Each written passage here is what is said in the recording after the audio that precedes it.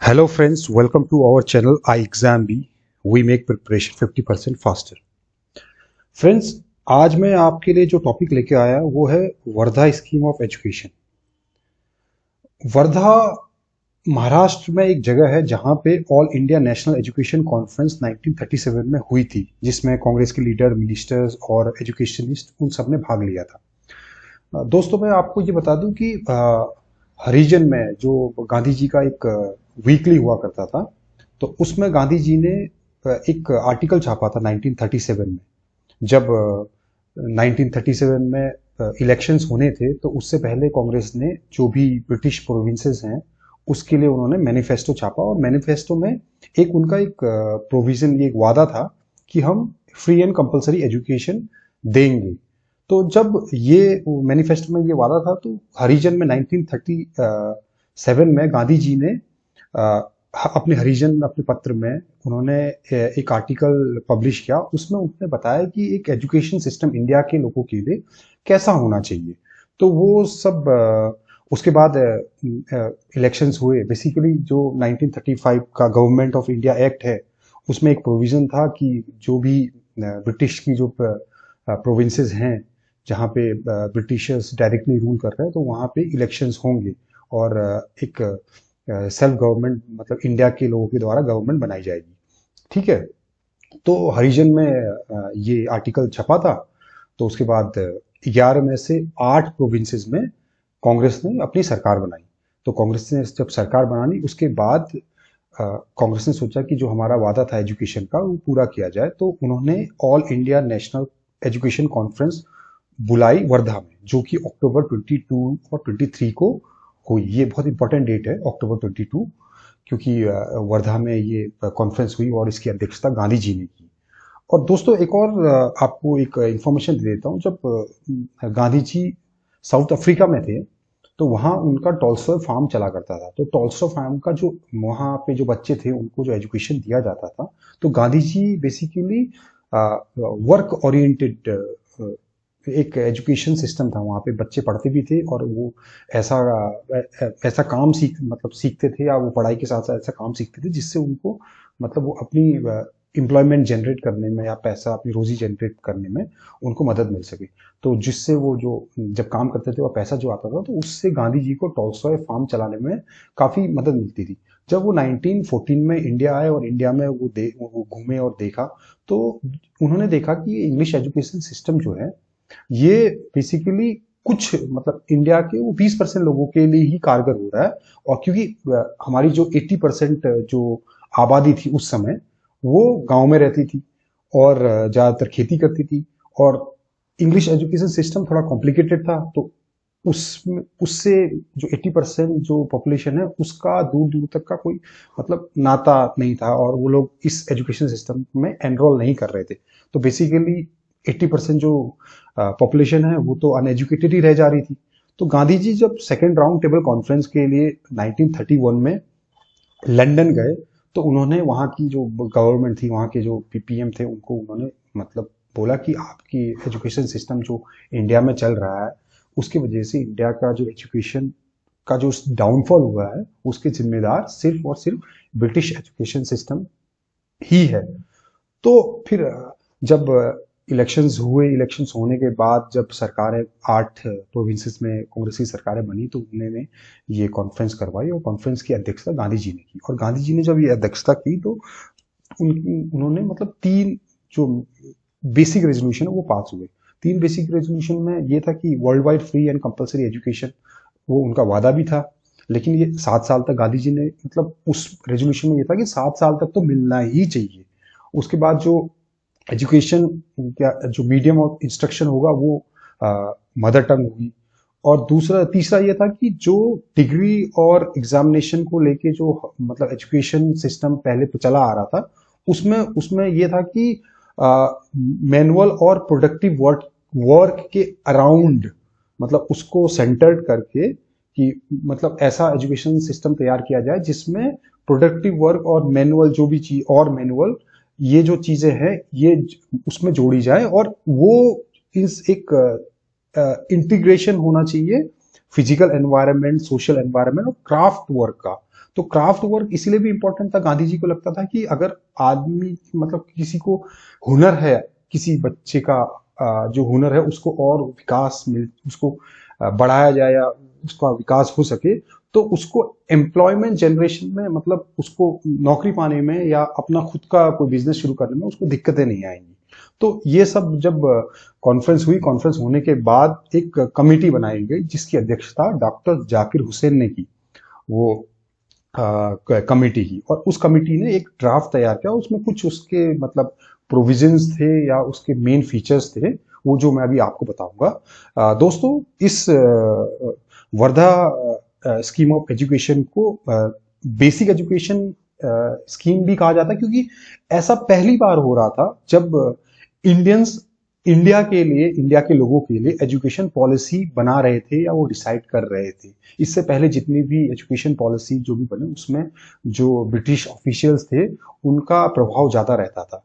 तो ये पहली बार ऐसा था, इसीलिए इसे बेसिक एजुकेशन स्कीम कहा जाता है और ये पहली बार ऐसा हुआ था। ठीक है, इसे नई तालीम भी कहा जाता है, इसे बुनियादी तालीम भी कहा जाता है और बुनियादी शिक्षा भी कहा जाता है। ठीक है फ्रेंड्स, अब इसके जो मेन फीचर्स थे वर्धा स्कीम के, उसमें यह था कि जो कंपलसरी, वो मैनिफेस्टो में था compulsory free and compulsory education, तो इस जो ड्राफ्ट तैयार हुआ था कमेटी के द्वारा, उसमें यह दिया गया कि free and compulsory education for 8 years, जितना मतलब 6 साल की उम्र से 14 साल की उम्र तक फ्री एंड कंपलसरी एजुकेशन दिया जाएगा। और उसमें यह था कि जो लड़कियां हैं, लड़कियों को 14 साल अगर वो पढ़ना चाहती हैं तो वेल एंड गुड, लेकिन वो 12 साल के बाद भी वो विड्रॉ कर सकती है। इसमें 2 स्टेजेस थी, पहले 5 साल जूनियर स्टेज थी और नेक्स्ट 3 इयर्स सीनियर स्टेज थी। ठीक है, और ये जो एजुकेशन जो मॉडल था उसमें जो तालीम दी जानी थी वो थी मदर टंग, जो मतलब गांधी जी ने जब रेजोल्यूशन पास हुआ था उसमें भी थी मदर टंग, ताकि उनका मानना था कि जो मदर टंग है उससे फाउंडेशन बहुत स्ट्रांग होती है, बच्चा जल्दी समझता है अपनी भाषा। ठीक है फ्रेंड्स, और मोस्ट इंपॉर्टेंट ये था कि एक मतलब एक फ्लेक्सिबल फीचर था कि एक बच्चे को उतना टाइम मिलना चाहिए जितने में वो टाइम लगा के सीख सके। कोई बच्चा जल्दी सीख जाता है, किसी को सीखने में टाइम लगता है। तो ये इसमें एक फीचर में एक पॉइंट ये जोड़ा था कि बच्चे को उतना टाइम मिलना चाहिए जितना उसको सीखने में मतलब उसको सीखने में टाइम लगता है, उसके साथ जल्दीबाजी नहीं होनी चाहिए, पूरा टाइम मिलना चाहिए। तो ये एक फीचर था। और उसके बाद ये था कि बेसिकली ये जो पूरा पॉलिसी थी और फिर कमिटी ने जो रिसर्च या जो करके एक ड्राफ्ट तैयार किया था, उसमें ये था कि उनको एक सस्टेनेबल मॉडल तैयार करना था। सस्टेनेबल मॉडल का मतलब ये कि जैसे स्कूल में बच्चे आ रहे हैं, पढ़ाई कर रहे हैं और एक ऐसा मतलब वर्क ओरिएंटेड या एक ऐसी स्किल ओरिएंटेड सब्जेक्ट वो सीख रहे हैं जिससे वो काम करके जो स्कूल में पैसा आएगा उससे जो टीचर्स हैं, टीचर्स की जो सैलरी है उनका इंतजाम हो जाए।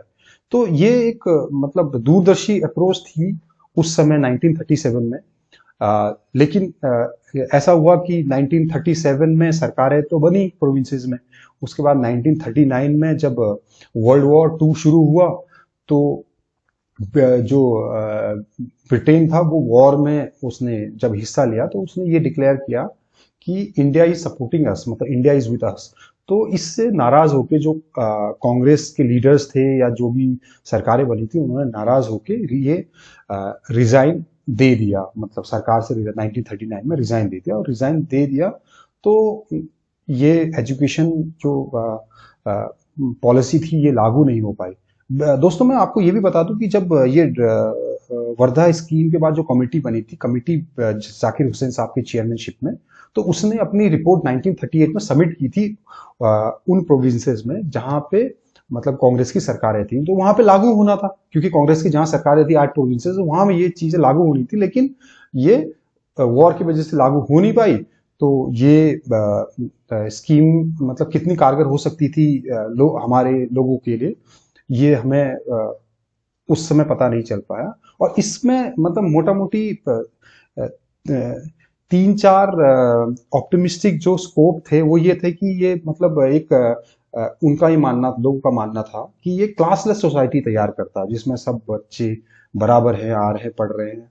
और ये सेल्फ रिलायंट एजुकेशन एक सिस्टम तैयार कर रहा था। और ये बेसिकली एक बैलेंस था इंटेलेक्चुअल एंड प्रैक्टिकल एक्सपीरियंस के बीच में। तो ये एक अच्छी एक पॉलिसी हो सकती थी।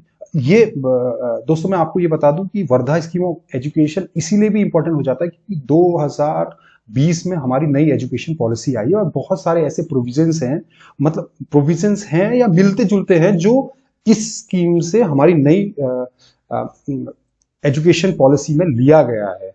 और इस जैसे मदर टंग पे ये सरकार बहुत ज्यादा फोकस कर रही है। फिर क्या बोलते हैं, जो एक वर्क ओरिएंटेड सब्जेक्ट है जिससे आप मतलब मैं जैसे वेल्डिंग हो गया, कारपेंट्री हो गया, तो ये सब्जेक्ट्स क्लास 6 के बाद सरकार कह रही है कि जोड़ेंगे, एक सब्जेक्ट होगा जिससे जैसे ही बच्चा पास आउट होता है तो उसको बेसिकली जब भी वो बाहर जाएगा तो उसको अपनी रोजी कमाने में उसको दिक्कतें ना आए, वो खुद भी अपना काम शुरू कर सकता है। तो ये स्कीम इसीलिए भी इम्पोर्टेंट हो जाती है। तो आपको 3-4 चीजें याद रखनी है। ये वर्धा में हुई थी और इसकी जो डेट है वो अक्टूबर 22-23, और इसकी अध्यक्षता गांधी जी ने की थी। और गांधी जी के हरिजन में गांधी जी ने 1937 में एक एजुकेशन पॉलिसी कैसी होनी चाहिए जो वो पब्लिश किया था, और एक कमेटी बनी थी, उसकी अध्यक्षता जाकिर हुसैन साहब ने की थी। तो ये मोटा मोटी 5-8 पॉइंट्स हैं जो आपको याद रखने हैं और आपसे मतलब किसी भी कॉम्पिटिटिव एग्जाम्स में पूछा जा सकता है। Thank you friends.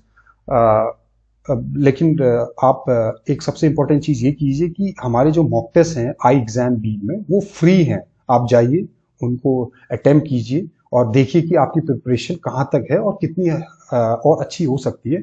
तो आप जाइए और मॉक टेस्ट आप जितना ज्यादा हो सके उतना अटेम्प्ट कीजिए। ठीक है फ्रेंड्स। और एक और इम्पोर्टेंट बात कि आप हमारा जो आई एग्जाम बी जो चैनल है इसको लाइक कीजिए, सब्सक्राइब कीजिए और शेयर कीजिए, और इस चैनल को प्रमोट करने में हमारी मदद कीजिए। और आपको अगर ऐसा लगता है कि ये जो मैंने आपके लिए वीडियो बनाई है ये अच्छी है और आपको इस चीज से समझ में आई है चीजें, तो आप मुझे बताइएगा कि आपके लिए कौन सी और ऐसी वीडियोस हैं जिसको आप मतलब और डीपली जानना चाहते हैं। तो आपके लिए मैं वो वीडियोस बनाऊंगा और लेके आऊंगा। Thank you friends.